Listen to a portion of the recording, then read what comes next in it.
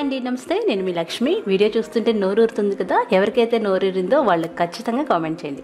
ఈ వీడియోలో నేను బళ్ళ మీద తయారు చేస్తే టమాటా చట్నీ చూపిస్తున్నానండి. అది ఇడ్లీలోకి సూపర్ కాంబినేషన్, దోశల్లో కూడా చాలా బాగుంటుంది. మీరు తప్పకుండా ట్రై చేయండి. చాలా చాలా ఈజీ అనమాట. అంతేకాకుండా ఈ చట్నీని మనం ఫ్రిడ్జ్లో పెట్టుకొని 2-3 రోజుల వరకు నిల్వ పెట్టుకోవచ్చు. ఈ చట్నీ ఇడ్లీ, దోశ, పెసరట్టు, ఊతప్పం, బోండా, గారెలు, మన సౌత్ ఇండియన్ బ్రేక్ఫాస్ట్లు అన్నిటికీ చాలా బాగుంటుంది. మరి లేట్ చేయకుండా వీటిలోకి వెళ్ళిపోతాం. ముందుగా ఒక మందపాటి కడాయి పొయ్యి మీద పెట్టి 4 టేబుల్ స్పూన్ల నూనె వేడి చేయాలి. నూనె వేడిన తర్వాత 1 టీ స్పూన్ జీలకర్ర, 2 టీ స్పూన్ల తెల్ల నువ్వులు వేసుకోవాలి. ఈ నువ్వులు వేయడం వల్ల ఫ్లేవర్ అనేది చాలా బాగుంటుంది. ఈ నువ్వులు, జీలకర్ర 1 నిమిషం పాటు లో ఫ్లేమ్లో వేయించుకోండి. తర్వాత 5 మీడియం సైజ్ టమాటాలు తీసుకొని ఇలా కట్ చేసుకొని వేసుకొని మూత పెట్టేసి మగ్గించుకోండి. ఇవి మగ్గటానికి ఒక 10 నిమిషాలు టైం పడుతుంది. మూత పెడితే తొందరగా మగ్గుతుంది అనమాట.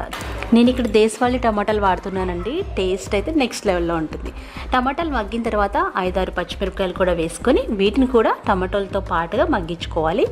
ఇవి కూడా ఒక 2-3 నిమిషాలు మగ్గించుకోండి. పచ్చిమిరపకాయలు కూడా మగ్గిన తర్వాత 4 వెల్లుల్లి రెబ్బలు, అలాగే 2 టేబుల్ స్పూన్ల వరకు వేయించుకున్న పల్లీలు వేసుకోవాలి. పల్లీలు స్కిప్ చేయకండి, దీనివల్ల టేస్ట్ చాలా బాగుంటుంది. ఇవన్నీ వేయించుకొని చల్లారబెట్టుకోండి. చల్లారినాక గ్రైండ్ చేసుకుంటాం. ఈ లోపుగా పోపు పెట్టేసుకుందాం. 1 టేబుల్ స్పూన్ నూనె వేడి చేసి అందులో 1 టీ స్పూన్ ఆవాలు, 1 టీ స్పూన్ జీలకర్ర, 1 టేబుల్ స్పూన్ పచ్చిశనగపప్పు, 1 టేబుల్ స్పూన్ మినపప్పు, అలాగే 4 దంచుకున్న వెల్లుల్లి రెబ్బలు, 2-3 ఎండుమిరపకాయలు వేసుకొని చక్కగా వేయించుకోవాలి. అలాగే 2 రెబ్బల కరివేపాకు కూడా వేయాలి. పోపు ఎప్పుడు లో ఫ్లేమ్లో వేయించుకోవాలి. కరివేపాకు లాస్ట్లో వేస్తే కలర్ మారిపోకుండా ఉంటుంది. చక్కగా వేగిన పోపుని తీసి పక్కన పెట్టుకోండి. మీరు కొంచెం వాటర్ పోసుకొని చట్నీని పల్చగా గ్రైండ్ చేసుకోండి. అంతే, మనం వేయించి పక్కన పెట్టుకున్న పోపుని చట్నీలో వేసేసుకోండి. సూపర్ టేస్టీగా ఉంటుంది. వేడివేడి ఇడ్లీలతో సర్వ్ చేయండి. 4 ఇడ్లీలు ఎక్కువ తింటారు చట్నీ కోసం.